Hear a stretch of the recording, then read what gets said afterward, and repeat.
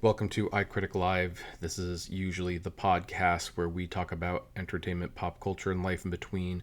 But today's episode is going to be a little bit more serious. I am going to bring up at least an aspect of entertainment because I think it relates to what we're talking about in a very roundabout way. But make no mistake, this one's more of a somber episode. We're eschewing the typical musical intro and everything like that.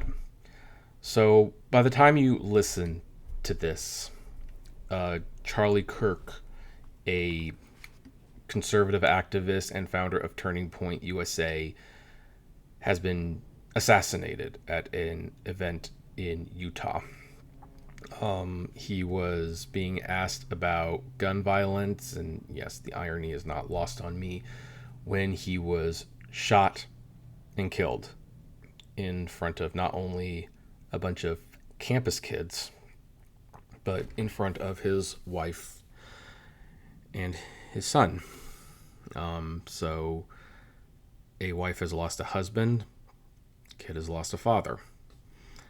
Now, I guess I do have to say, I personally didn't care for Charlie Kirk. Didn't really care for him one bit. I believe he was wrong on many of the things he said. I did not like his rhetoric. I did not like his opinions on things. I did not like how he basically would take pleasure in the suffering of people that he did not agree with. As far as a human being goes, he gets like a 2 on a grade of 1 to 10. I'm not going to give him like a 1 or a 0. Let's save those low numbers for the true monsters. But I don't think he was a great person. That being said, when he did debates and stuff like that, like he did do debates. He did talk to people, and he got involved in public discourse. And look, whether I agree with what he said or not, the freedom of speech is the foundation of which our country has been founded on. And I have always stated that, look, as long as it's nothing illegal, then I may hate what you have to say, but I will fight to the death your right to say it. I have always felt that way. That is also why have always been in favor of keeping controversial movies, music, and books in print and available. Because even though there are some things that are deplorable, I believe as long as it's not illegal, we have the right to have access to it. We have the right to consume it. We have the right to debate it. We have the right to analyze it. One of the things that I am constantly talked about is how can I be so glib about Save Splash Mountain fans. Basically, I tell them on pretty much a monthly basis, you need to get over yourself. The ride is gone. It's not coming back. Do something better with your life. But then in the same breath, I can say, hey, I think Song of the South, the movie, should be preserved. And it's because, well, isn't that a contradiction? It's like, well, just because I think people should, move on, and they should accept when rides and things like that close, and they shouldn't make it their whole identity. I do believe that the movie should be available. Maybe not on Disney Plus, but it should be available to people who want to see it. That I don't think that should be a controversial statement, especially since Triumph of the Will and Birth of a Nation is available. I don't know why Song of the South can't be. And by the way, those two movies are far more problematic, and yes, I believe in them being made available public, because we should see where we came from at what points in times and see why it was so bad. So I also am very concerned about gun violence. While I do believe in the Second Amendment, I disagree with my fellow Republicans that we shouldn't do any gun control. I believe that we have let the gun violence go on too long. There should be something we can do to curb the gun violence that is sensible and does not infringe on the Second Amendment rights. I don't think those two are necessarily in opposition of one another. I don't. And so that's just kind of to give you what I think. And the reason I have lost a lot of sleep over Charlie Kirk being assassinated is because I believe in America's right to free speech. I believe you should say what you're allowed to say. Even if I hate to my bones what you're saying, and even though I disagree with it, you have the right to say it. And you have the right to be disagreed with. And what this situation has shown, someone, and I'm not going to say if it's a Democrat, I'm not going to say if it's a conservative, I'm not going to say who it is because, first of all, we don't know. I'm not going to even put the blame on who stoked the fires. But this should be a wake-up call. When you live in the land of the free and you feel like you can't openly speak your mind without the fear of violence happening to you, then we as a nation have lost something. I understand some people's position that they do not shed one tear over the death of Charlie Kirk because, frankly, he didn't care one iota bit about them. He said some pretty heinous things about them. He would not shed their deaths, and they're like, well, why should I shed his tears for his death? Well, I personally shed tears for anyone who dies senselessly. But I also shed tears because this is the kind of thing that America does not stand for. America stands for we have differences of opinion. Look, Charlie Kirk has a presentation in Utah and you disagree with what he has to say. Guess what? You can make arrangements to have your own presentation at the Utah Valley University, or you can make a YouTube video where you publicly disagree with it. We talk, we debate, and we live together.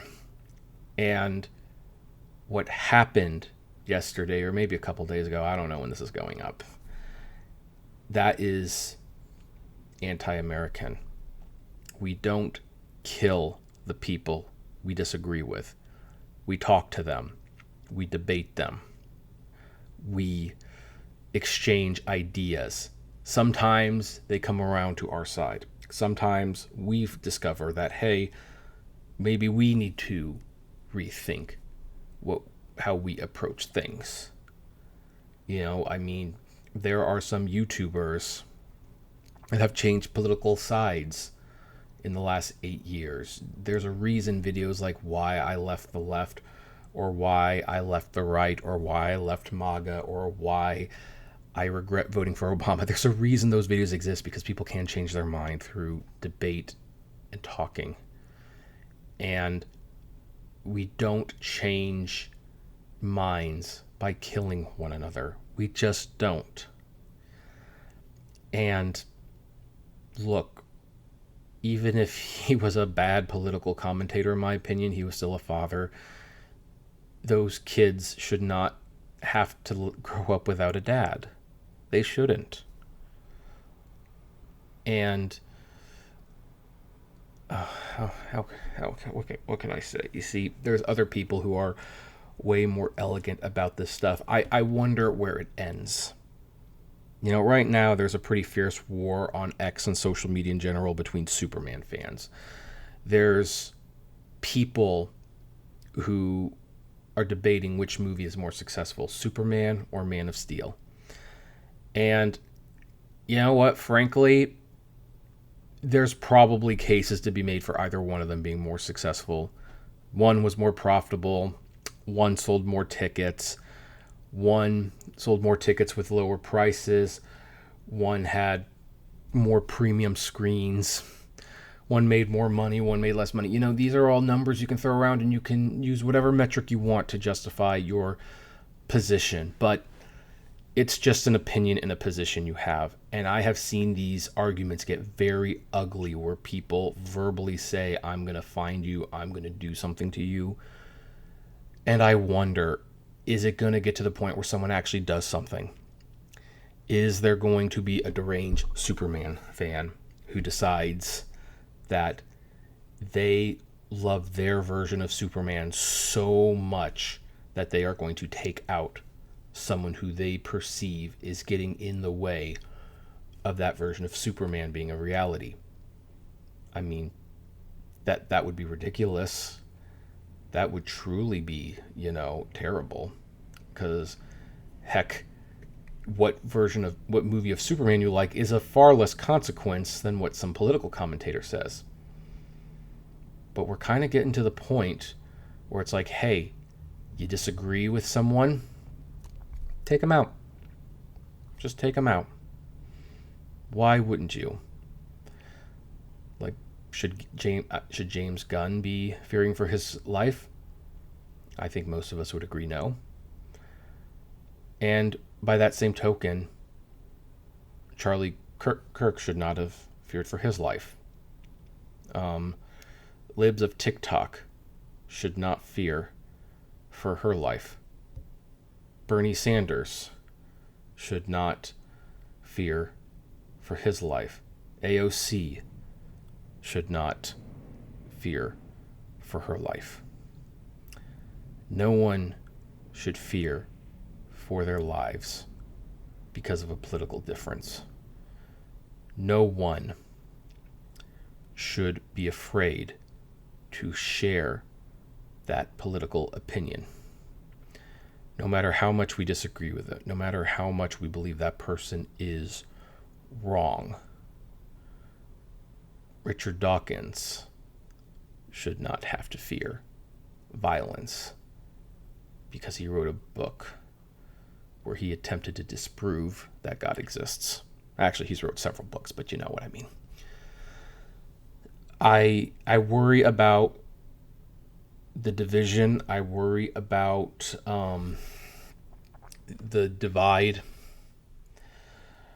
So Lauren Chen, who used to go by Roaming Millennial, she did a post on X. She's actually been active on X again after not being for a couple years. And she said, I keep seeing leftists warn that the right's rhetoric is going to cause something terrible to happen. She says, you ghouls, something terrible already happened. Charlie is dead. It was your words, your hate that was responsible. But now you want us to turn down the temperature?